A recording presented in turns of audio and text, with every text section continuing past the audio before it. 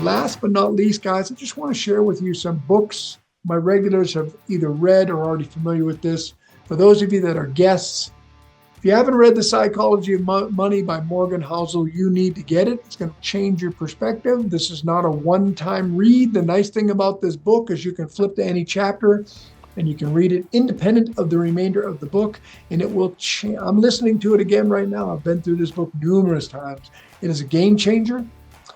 Dan Martell, he's pretty popular online. For those of you that have seen his stuff, if you haven't read his book, you need to get it. You need to listen to it. You also need a paperback version, or a hardcover version, so that you can highlight it and you can refer back to it. It also has references where you can just plug in anywhere into one of the strategies. It's because of this book.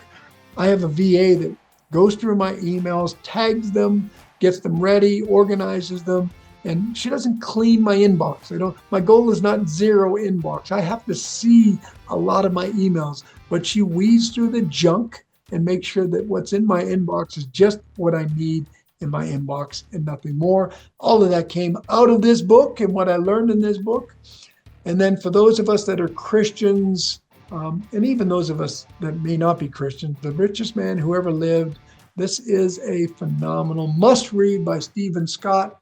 It's a game changer. I'm about ready to go back through it again. I'm going to Greece on Saturday for 10 days, and this book will be going with me. I think I can have it done by then, but we'll see.